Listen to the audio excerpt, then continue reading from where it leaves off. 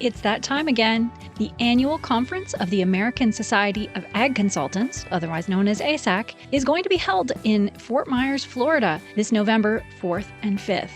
Kurt Covington is one of 9 professionals who will address the conference. The other speakers who will cover a wide range of topics represent Florida Farm Bureau, Florida Citrus Commission, University of Tennessee Institute of Agriculture, National Ag Law Center, Risk Mitigators and Advisors, Tyler Associates, as well as the lead economist for dairy at CoBank, and myself, Chrissy Wozniak from North American Ag. The day and a half of presentations will be followed by ag tours on Tuesday afternoon at Echo Farms, one of my favorite places here in Fort Myers. Attendees will experience farming at its most creative, with unique demonstrations, plants, and techniques being used to help farmers and urban gardeners in developing countries. A second tour at Echo will showcase simple technologies that can improve food, water, and shelter for millions of people. A third tour of a hydroponic grower is also being planned. For more information and to register, visit www.agconsultants.org. That's www.agconsultants.org. See you there. Unconventional Ag is the industry source to discover how to differentiate products and processes and take advantage of emerging markets related to specialty oilseeds, grains, and their byproducts. Happening in Minneapolis, November 29th and 30th, 2022, this conference is a newly refocused event and news platform featuring innovative and emerging value-added opportunities for farmers, grain handlers, processors, food marketers, startups, equipment, and technology providers, and more. This is the 8th annual conference, previously titled the Organic and Non-GMO Forum. It's expanding to meet industry needs. For more information and to register, visit unconventionalag.com. That's unconventionalag.com.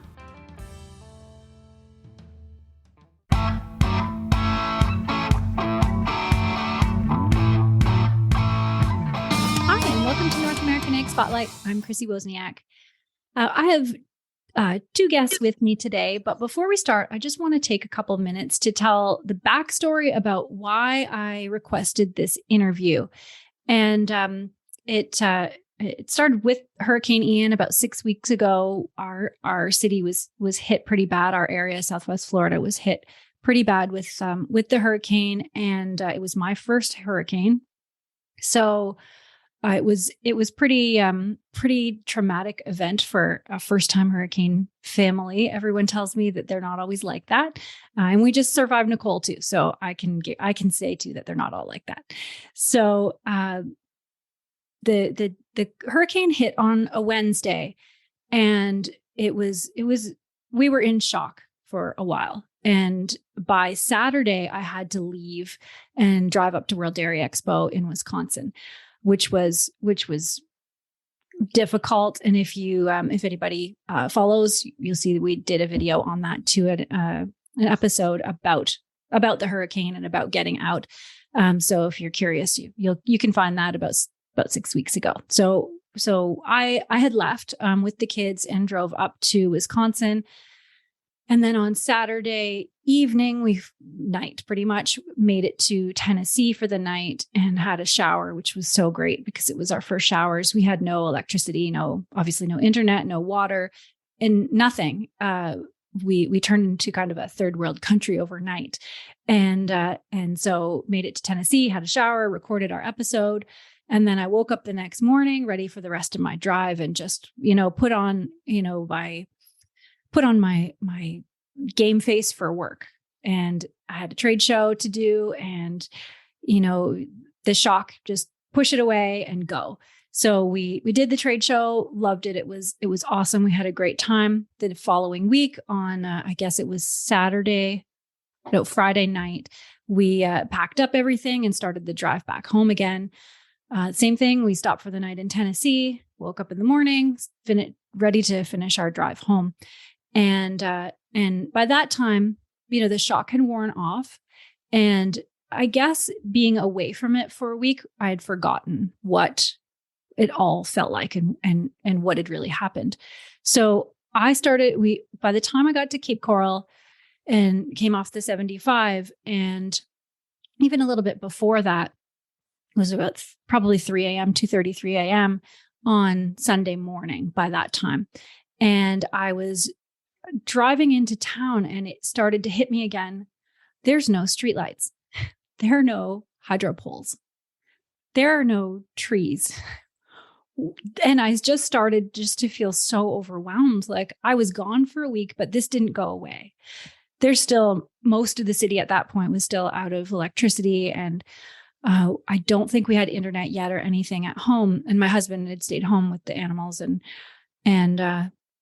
had to work and everything through it. So he was well aware of what was going on. But as I drove back in, it was just so overwhelming. And as I got closer to my house, I didn't even know where to turn. There were no street signs, but the streets didn't look the same anymore. There were no trees. There were no landmarks. It was like, there were buildings, but usually this is such a green area. We have so many trees that you don't really see a lot of the buildings. You see the trees.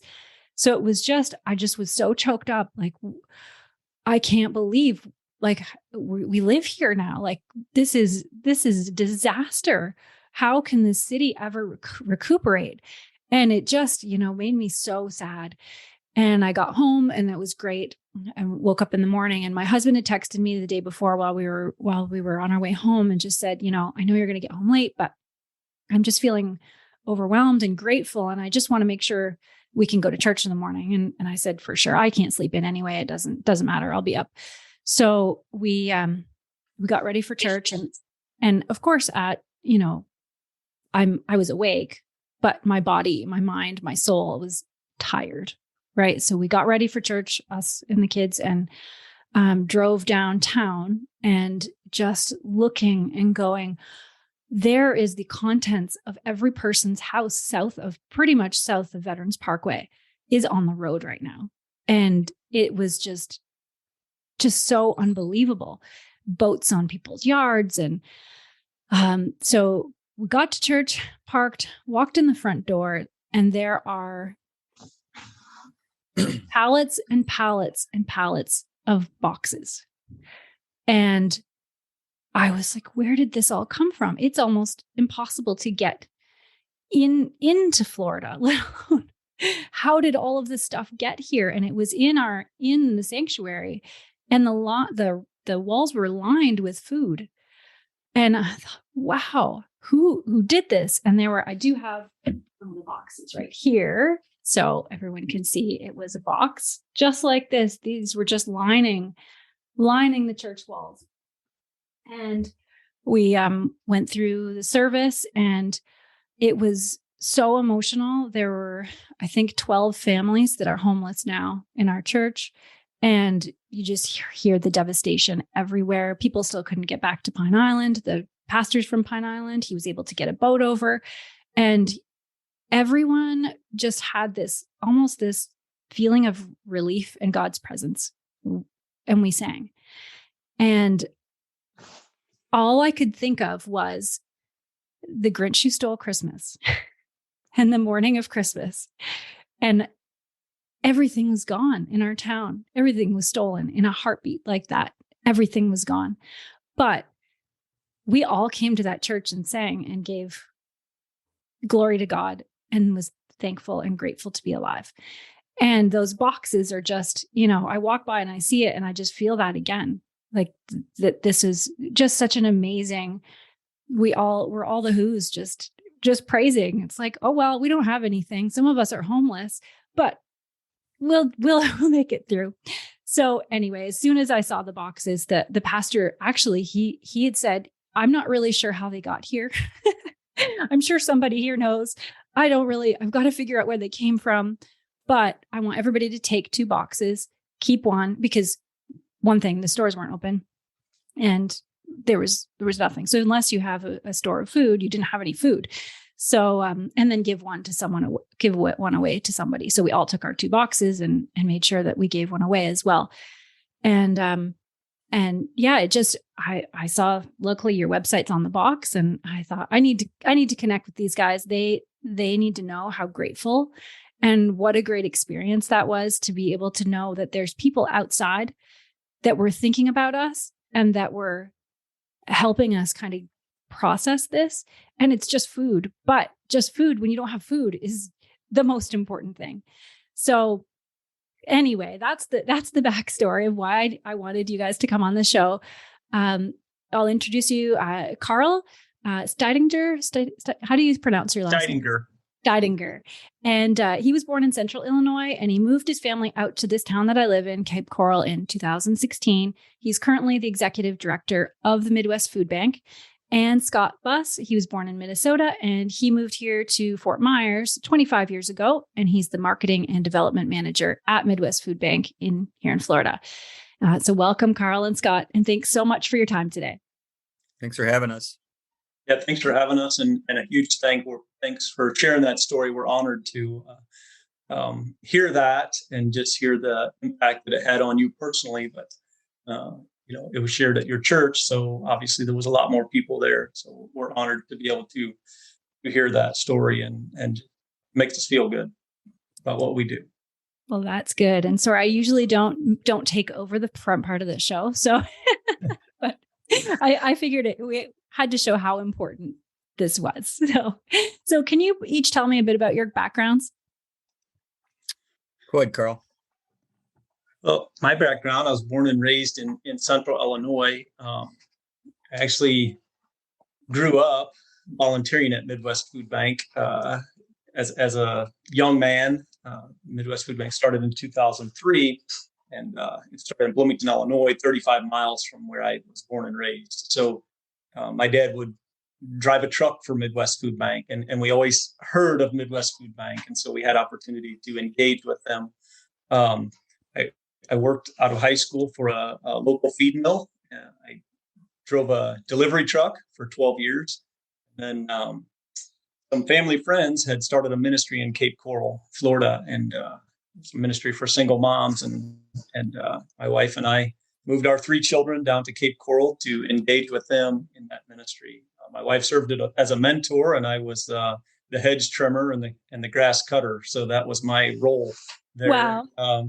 But took a position as a service technician for an air conditioning company immediately upon arriving in Cape Coral. But then position that I now occupy opened up, and I was approached by the board to consider, and just great fit for us. It kind of incorporates everything that I enjoy: serving people, driving big trucks, running forklifts, and just kind of working with people in general. Is kind of what I enjoy. So and as I said in my bio, just opportunity to live out my faith in my day-to-day activities. So super excited for the opportunity that came along 5 years ago. And here we are. That's amazing. And Scott? My story is not quite that deep. Mine's, I was down here, I was doing sales, and I got into nonprofit, and I absolutely loved the nonprofit aspect of it. But I wasn't that happy with the job I was at. I only served 125 people, and I was like, we all kind of every once in a while go on to Indeed or wherever, and we're like, what else is out there? And I stumbled across Midwest Food Bank, and it was a Christ affiliated. I was like, well, okay, I like that, and that's me.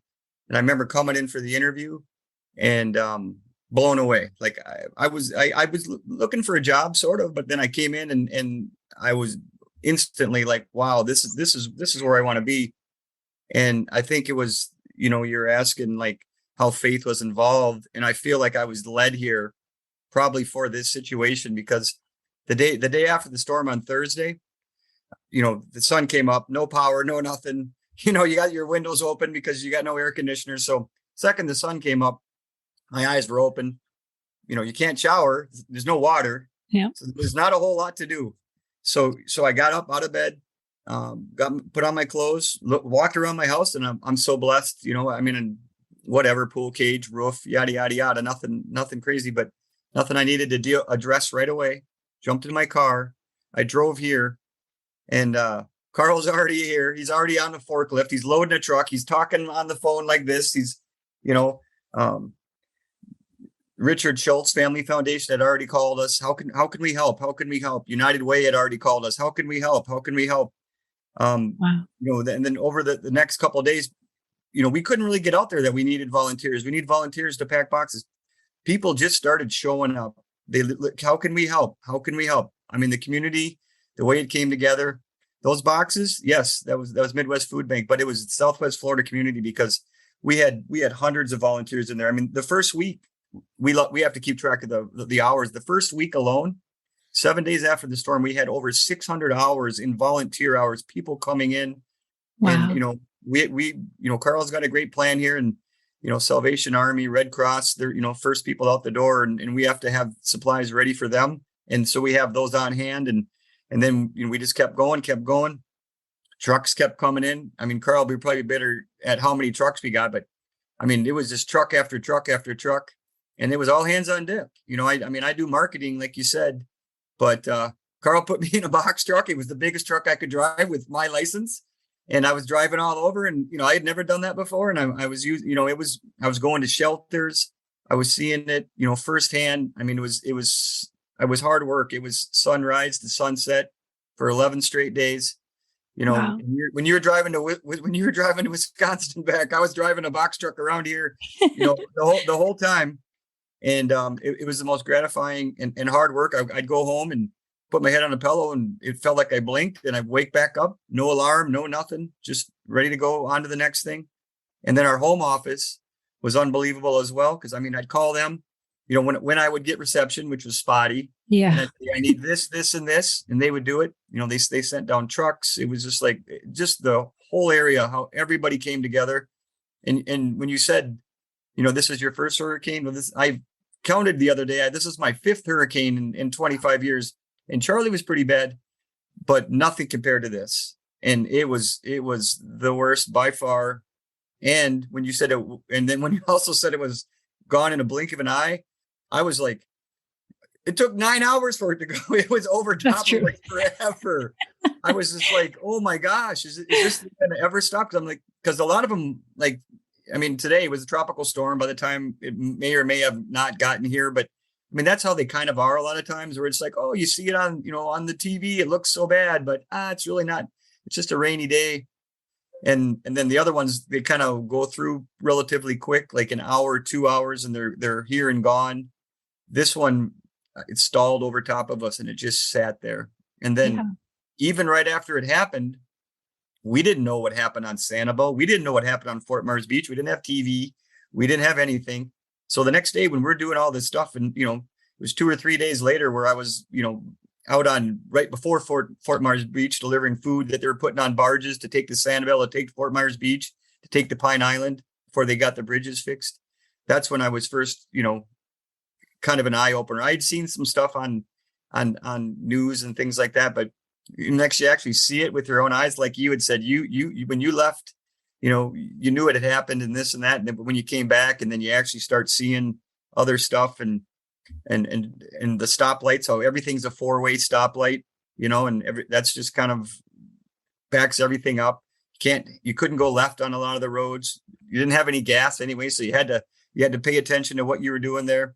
Electric vehicles were basically useless at this point because you had 300 or 200 miles on it, but that's all you got. You didn't know when you were going to have power again. So it was a quite a scene. And I was just so thankful that I was able to be with Midwest Food Bank and be able to help people out, because it was gratifying. And I felt like that's why I got led here for this event. Wow, that's incredible. And what was your experience, Carl, through all of this? Yes, similar and super, as I said, super thankful to be in a position to be able to serve people.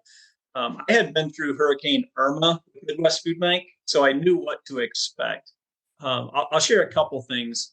One, just kind of speaking to the providence of God. Last January, I have a particular volunteer that likes to work by himself, but needs a project every year when he comes down. He's a snowbird. And I had our roof inspected here at the food bank, like maybe a year ago, November. And the gentleman had told me, you probably ought to think about re-screwing the roof, but nothing urgent, and so on and so forth. And I had solicited a bid and received that, and it was more than we wanted to spend. But I thought that's a perfect project for Dale. And so, Dale came down.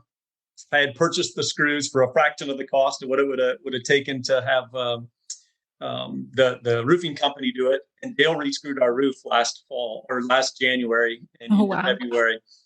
I firmly believe had we not done that, we would have had damage at the food bank. So thankfully we were without power, but when Ian went through, came here, no damage at the food bank, was able to get our frozen product onto trailers, as Scott said, Thursday morning, connected with the state EOC immediately. They're phenomenal up in Tallahassee and very responsive what our needs are. Requested 5 loads of water and 5 loads of MREs on Thursday morning. Had those delivered Friday morning and called our partner agencies and said, hey, come get it. All those loads of MREs and water went out Friday. I requested again Friday night from the state EOC for Saturday, 5 and 5 loads of water, 5 loads of MREs. Those delivered then again Saturday morning, and same thing. We pushed all of those out in the community Saturday throughout the day. And so and then Sunday we slowed it down a little bit. We didn't take as much, but I don't remember exactly the numbers, but maybe it was 3 and 3 or something. But we continued to receive that water and MREs, knowing that as long as people were without power, that was an essential item. We had to flood the community, and it's really the strategy that we would just flood the community with water and food, because when, as you experienced, Chrissy, when an event like this happens, people need hope, right? And you said you'd ask us about, the why and why do we do this? Like, the heart of the gospel is hope, right? That's why we share the gospel. That's why we do what we do, and as Christians. And so that food, that box, that feeling that you had when you walked in and you saw that box of food, and that's sort of phase 2 of our efforts. But when you walked in and saw that, it signaled somebody cares. There's somebody out there that's working to help my situation, and you felt hope. And so our strategy really is to flood the community as much as possible, as quickly as possible, with food and water. Again, to send that message that it's all going to be okay. It's going to be okay. People are responding and things are going to get back to normal. It's going to take some time. We still see it 6 weeks later. You don't have to look very hard to see the effects of Hurricane Ian. We see the tarps on the roofs. We see the stoplights that still aren't fixed, right? So there's still difficulty there, but people realize that we're on the road to recovery, and it starts with water and MREs. And then we shift in sort of a phase 2 into the more higher quality food. MREs are great, but let's be honest, anybody that's had them, they have a certain amount of a shelf life. Like, not that they expire, but they're just like, we're tired of MREs. We're tired of plain water. And so the box of food that you held up there, that contains enough food for a family of 4 to 5 days to keep them going. There was soup in those boxes. There was canned vegetables in those boxes, protein bars, different snack items. I don't remember all that we put in there, but typically we would put some type of fruit in those boxes, just to give toilet paper, cleaning supplies, hand sanitizer, essentials, right? Like things that everybody needs. And so, we set up, and as Scott said, we logged 600 volunteer hours in that first week. Those were just folks showing up. We packed, I think we had 1,500 boxes on hand. We packed those, had an additional 35 or 4,500 sent down from up north. We packed those and got those out in the community over the 2 to 3 weeks after the storm. And also had just tremendous support from our other divisions that were also packing those boxes and sending them into South Florida for distribution, both through our own channels and through Salvation Army and other partners of ours. So just as Scott said, this wasn't a Midwest Food Bank effort. It was a community effort, and Midwest Food Bank is just super grateful to be a small part of the recovery. Yeah, for sure. And the one of the most astounding things to me, having been here through it and having to leave Florida so early, it was almost impossible to get out. The 75 was closed because of the dam break, and 41 was closed. So luckily, I know somebody a friend who's been here forever, knows of the back roads. And she helped me be able to figure out how to go all the way down to LaBelle and then go way up the center of the state to try to get around these, even 17 was closed too. So how on earth did you get trucks in here by Friday and Saturday? That's just fascinating. We had the same challenges. I had heard that the bridges were closed on 75 and 41, and we tried to reroute trucks the route that you took through the middle of the state. Saturday was difficult, and I believe Sunday was still difficult, if I'm remembering correctly. We had trucks delayed significantly. We were unloading trucks late at night because they hadn't showed up, but those are things that are outside of our control, and you still got it done, which is so amazing. Praise the Lord for truck drivers that were willing to work extra hours. Praise the Lord for staff that put their lives on back burners. I've said this many times as I've had opportunity to talk about Hurricane Ian response. We kind of took Thursday, and it was really Scott and I that came in. The rest of my team, which is a team of 5, we're a skeleton crew, and we rely heavily on volunteers. But they took the day, and they all had some damage to their homes. They had some concern for families. I remember even Scott on Thursday was driving around checking on friends and family that he hadn't heard from. And we all had those concerns. But Friday morning, I was driving to work, and I just sent a text to my team just saying, hey, if you're physically capable of reporting to work, I need everybody at work. Yeah. And to a person, and it makes me emotional just thinking about it, but to a person, they put their lives on the back burner, and they said, we're coming to work because we have a position whereby we can serve the community and do good for others. There were roofs that needed to be tarped. There were family and friends that needed to be checked on, and they came to work and focused on what needed to be done here. And I'm so proud and humbled at the same time to just have that caliber of people working here at Midwest Food Bank that would come in and just be so selfless and give the way they gave. As Scott said, it was 14, 16 hours a day. We went home and slept and came right back to work. There was early mornings and late nights for, I think we went 11 days straight without any time off. It was early, come to work, go home and sleep. Yeah, it was the second Sunday, and it was on Saturday. Carl came to us like he was going to convince us of something. He was like, we're not working tomorrow. We need a day. I was like, oh, okay.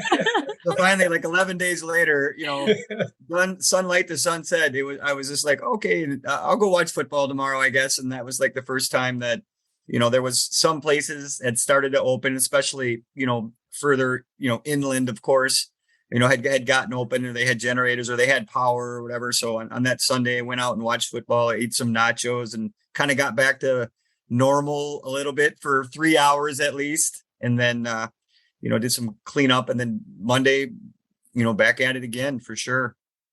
Wow. That's amazing. So how much food did you actually give out during Ian? Well, we're still, it's still going. There are still some people coming in.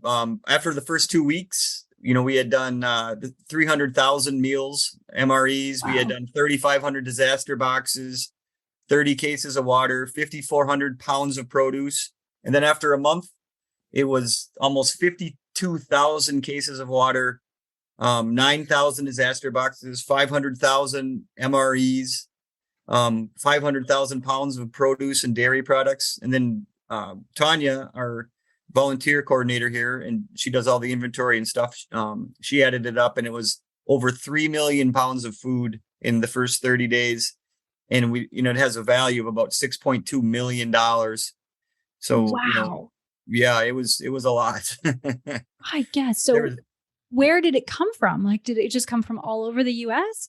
Yeah. So the state, the MREs and the water are primarily provided through the state of Florida. But Midwest Food Bank has partnerships throughout the United States. And that's what's so great about being a part of a larger organization, because we had the muscle of the entire Midwest Food Bank family behind us. And so, as Scott said, our service was spotty. We all experienced it, right? I had a spot across the road where I could get cell service. And a large part of what I do is inbound food products. So I would go over across the street and I would call Mike and Brian, who are up at our on our central team up at our corporate office, and I would say, here's my list of my wish list. I need shelf stable milk, I need rice, I need these products, and they would call me back or text me, which was the best way, and then I would walk across the street and call them. We've got this, and this available. How many loads do you want? And, I would provide them with that direction. And then they took care of all the logistics. So they scheduled the trucks. They'd tell me, okay, they're going to be here on Thursday or on Friday or whatever. So it was just phenomenal. The response, again, it was not just a Midwest Food Bank Florida response, but it was a Midwest Food Bank response that made it possible for us to do all of what Scott has mentioned and continue to do what we've done. No way could 5 of us done it alone, but because Midwest Food Bank really is a family, and because we do support each other when there's floods in Kentucky, Florida can send product to Kentucky to support the Midwest divisions or the central divisions with product that is needed in their response to a disaster that is closer to their homes. So it was a phenomenal response. We had food coming from as far away as, I believe, Minnesota. Wow. We had Indiana, we had Ohio, we had Pennsylvania, Virginia, Georgia. We picked up food in all of these states. Texas, we had food come over from Texas. So, it was coming from all over the place. Yeah, I'd show up to work some days. There'd be trucks lined up from they had arrived at night at some point. And they were like, we only have one dock here. So it was one truck would come in, pull out, next one would come in and pull out. And, forklift drivers were just pulling the stuff off, weighing it. And it was basically going out the door on the other side. I mean, it was unbelievable. And we have a lot of volunteers that do, drive the forklifts. Well, then the forklifts all of a sudden were like, well, they're electric. Well, we don't have any power. We don't, so then who was the guy next door who borrowed us they got propane forklifts. He's just like, you guys want our forklifts? So we're using their propane forklifts, and they were just like, here, take them, please. And we're, another group just helping out for sure. Otherwise it would have been us loading it off and loading it on, and that would have been harder. Yeah. Back at the church at Cape Vineyard, that's what we did for the next week, was just move the boxes, move the food. Yep. It was actually kind of fun, but I can imagine. Shout out to organizations like your church, Cape Vineyard and City First Church. And there's so many, I just hate to, because I will miss them, out in Lehigh, we had churches out there that were doing distributions. You may do some food distributions at your church. I'm sure you do. In fact, I know you do because you're a partner of ours, but not on that scale and not that frequently. And yet you came together as a faith family and provided for your community. And listen, that's where it goes back to the Southwest Florida community came together to make this all happen.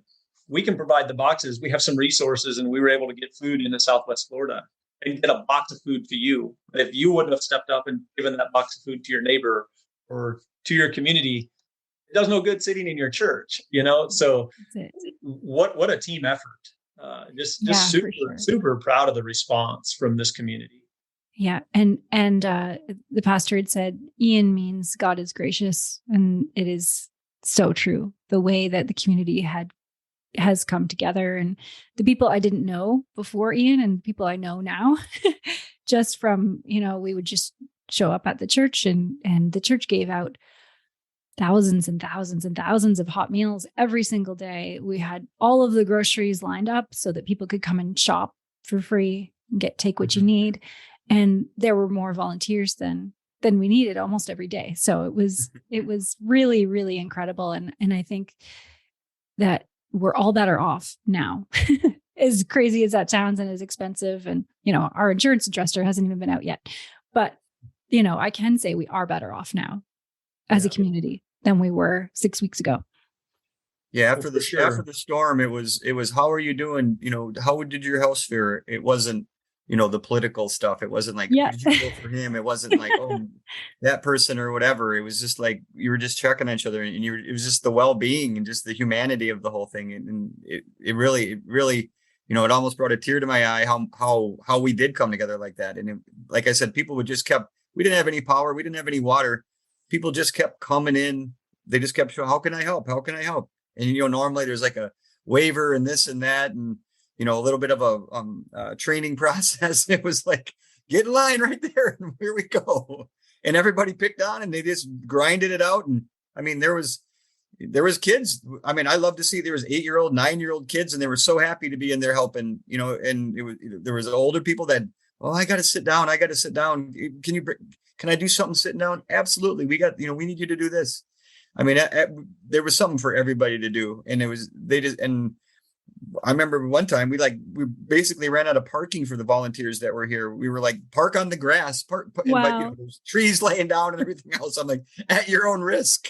But it was Amazing. It was heartwarming for sure. Yeah. So how did Midwest Food Bank actually start? Where did it come from until a disaster? I never even heard of you before. So where did this come from and how long ago? So our story starts back in Bloomington, Illinois. David Kieser and his brothers farmed in central Illinois, and they had always been generous and giving back. But David read a story in the local newspapers called the Pantograph of 2 local food pantries that were having trouble filling their shelves. And he felt like he could help. The farm had resources, he had connections that he had generated throughout his career. And so he went to his brothers, and they cleaned out a 2-car garage on their farm, and they started securing some food products and giving it to these local food pantries. And they started with these 2 or 3, which grew to 11. And their heart was to always be a blessing, not a burden, so that the food would be free to these pantries and allow them to do what they do. And Wow. The word of free food started spreading, and 11 turned into 25, which turned into 50, partner agencies. These are not-for-profit organizations that are just serving their local communities, churches, soup kitchens, food pantries, veteran supports, you name it, recovery organizations, from addiction recovery organizations and such.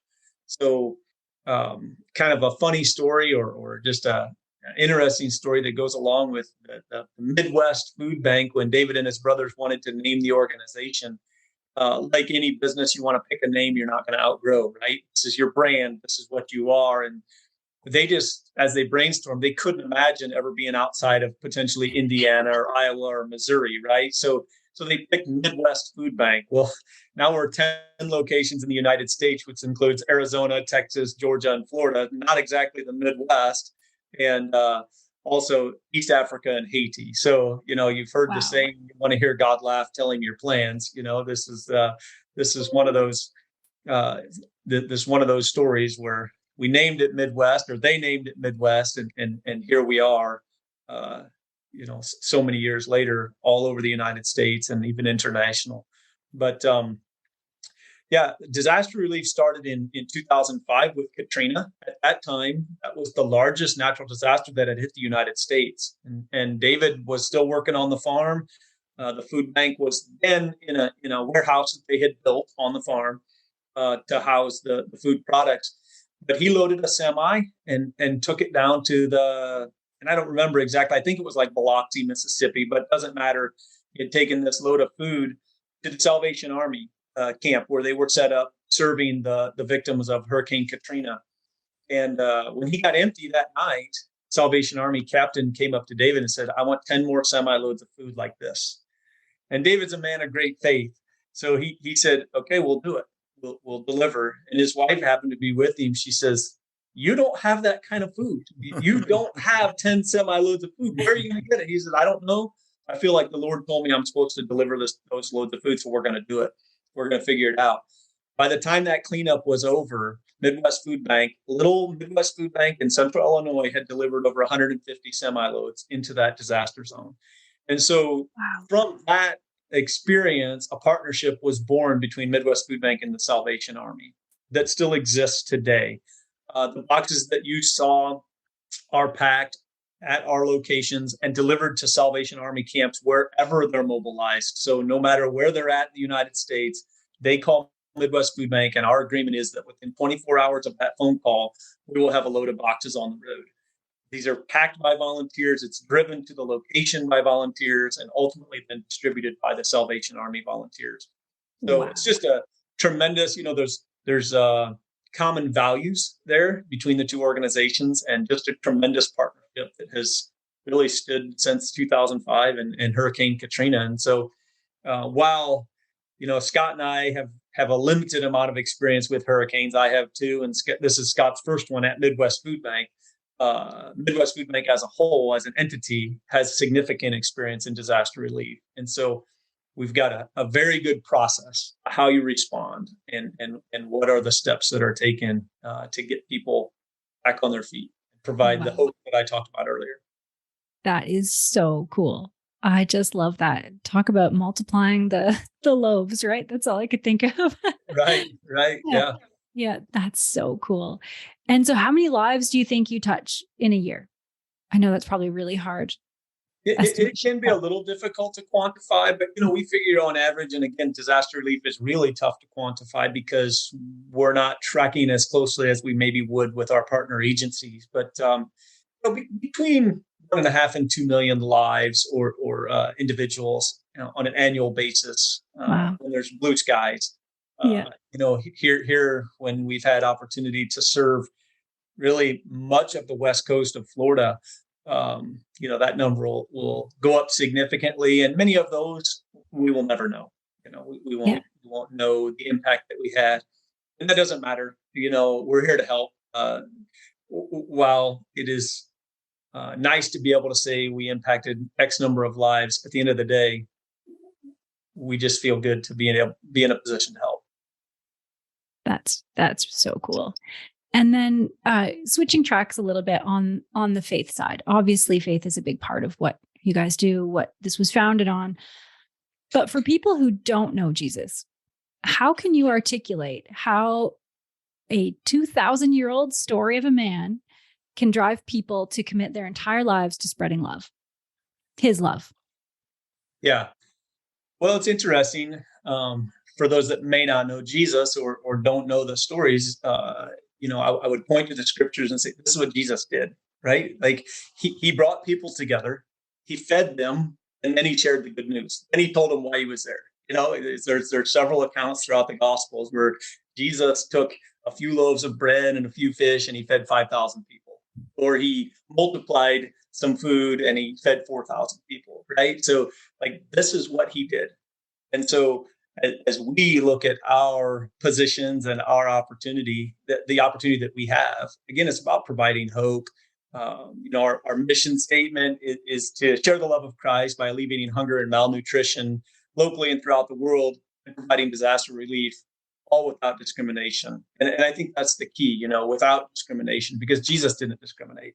Right. He brought people together. It wasn't, you're this or you're that, you can't be here. It's no, you're welcome. Here's some food. And by the way, I'm here to provide something much bigger than food. I'm here to provide salvation for eternity, right? Something that you desperately need, even though you may not know it.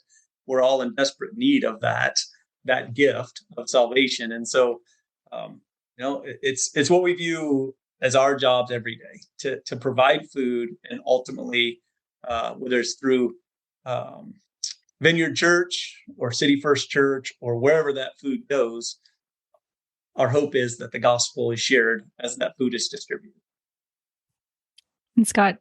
Yeah, I had mentioned a little bit earlier when how I got led to Midwest Food Bank. I didn't know anything about food banks. Like when we came in, and there's a video we always show that kind of explains what they are. I'm Midwestern from Minnesota, middle level economy wise, grew up, I was never worried about my next meal. I was never worried about any of that stuff. Oblivious to all of it.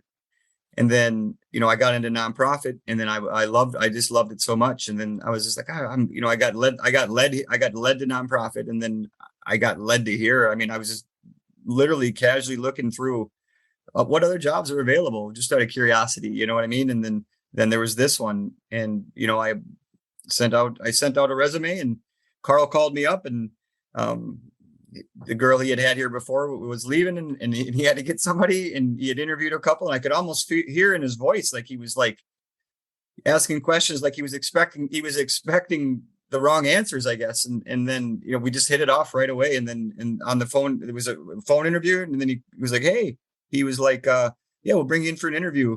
And then I came in for an interview or whatever, and then I sent him afterwards, hey, thanks for, I was like, hey, that was fun, I really enjoyed that place, I'm gonna either volunteer, I'm gonna donate there, even if I don't get the job, I don't care, I'm glad I found that place. And then he reached out on Friday, he's like, hey, we're gonna let everybody know on Monday or whatever.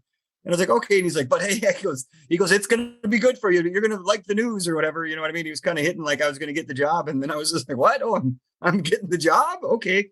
And then like I said, and then I got here, and it's, and just the way it is, we pray on Tuesdays before we do our loadout and all that stuff. And I've always I've been one of those people that I pray every night, and I do go to church and things like that, but I don't always necessarily share my feelings with other people. I don't, it's just harder for me to do that for some reason, but ever since I've been here, I'm more outspoken about it. And I'm more, of my other friends, and, sometimes my friends will like make fun of me, and I just kind of laugh like, hey, make fun all you want. That's fine. I'm happy. Guess what?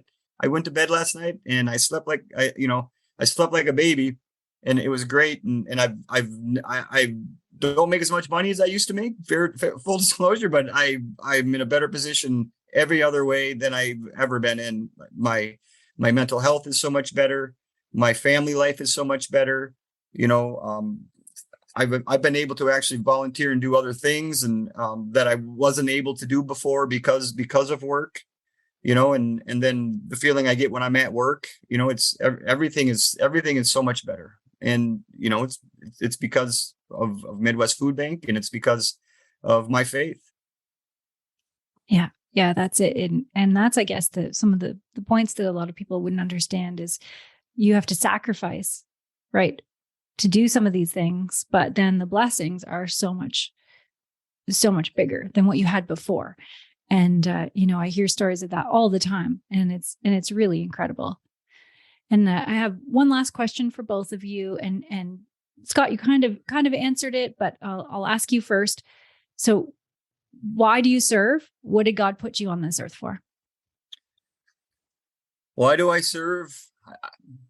Just because I get led there, I guess. And one of my, when I was telling the stories about how I'd gone to Fort Myers Beach and how I'd delivered a truck full of this, and these people that I saw this one guy, when I was on Fort Myers Beach, I was on the land side, because they hadn't, they were doing, shipping a barge out to Sanibel. And I seen these one guys, and they were just sitting there not doing much. I wasn't sure if they were part of the work crew or what. So I was over there talking to them, and they were like, no, we live, you see that house over there? And it was one of those little modular homes right when you go over Fort Myers Beach on the right-hand side. And he's like, there's a shrimp boat on top of it right now. And he's like, I don't have any insurance. He goes, I don't know what I'm going to do.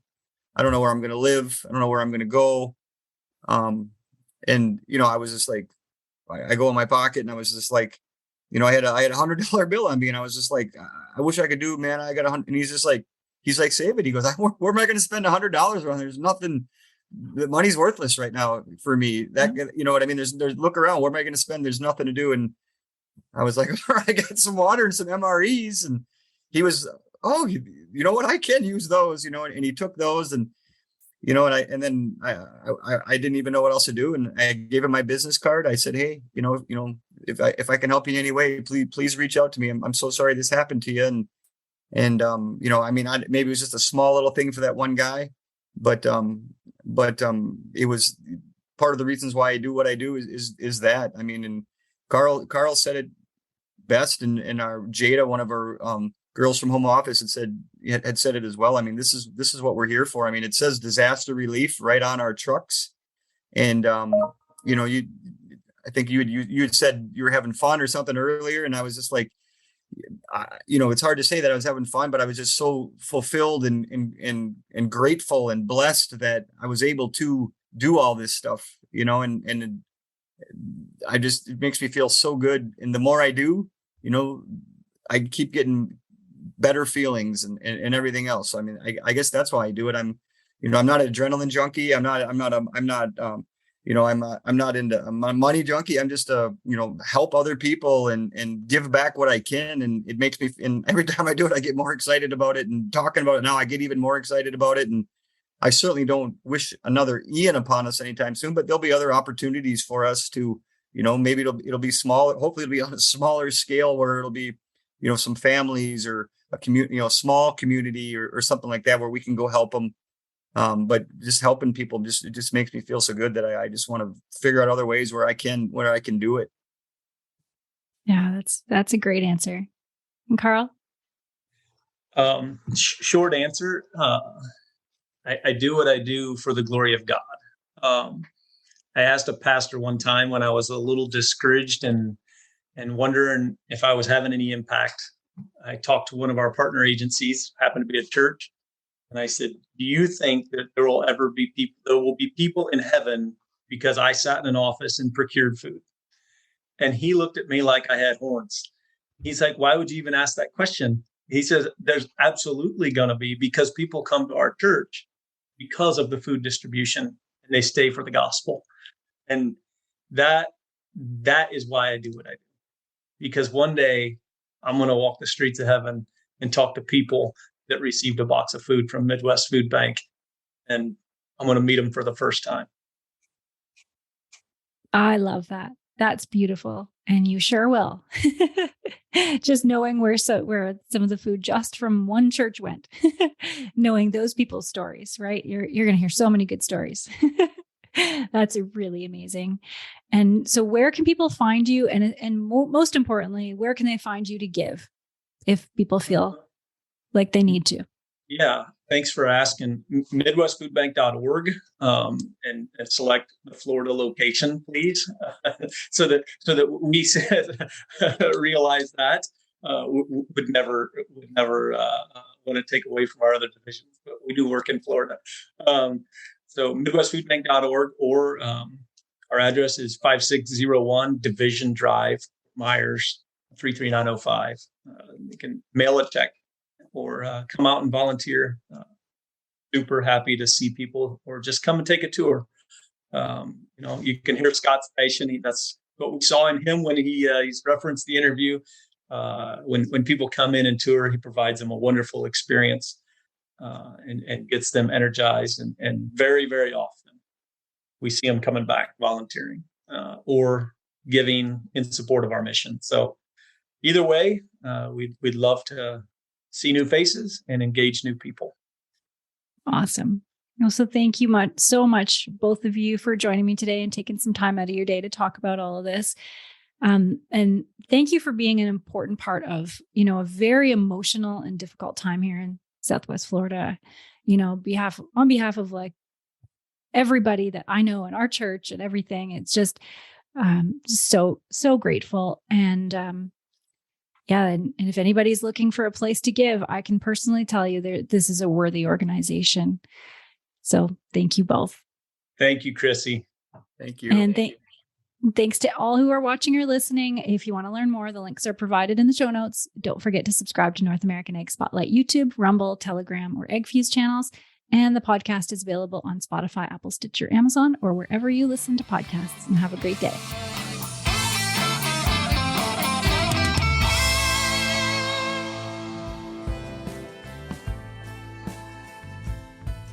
Thanks so much for listening to today's Egg Spotlight episode, where we put the spotlight on people and companies doing great things for the agricultural industry. Don't forget to subscribe on Apple, Amazon, Spotify, Stitcher, or on your favorite podcasting platform, and give us a 5-star review. You can also follow us on YouTube and Rumble to see the video version of Ag Spotlight. Also, head on over to NorthAmericanAg.com to subscribe to our Industry Connect update newsletter. If you're interested in advertising opportunities, email us at connect@NorthAmericanAg.com. Thanks for listening.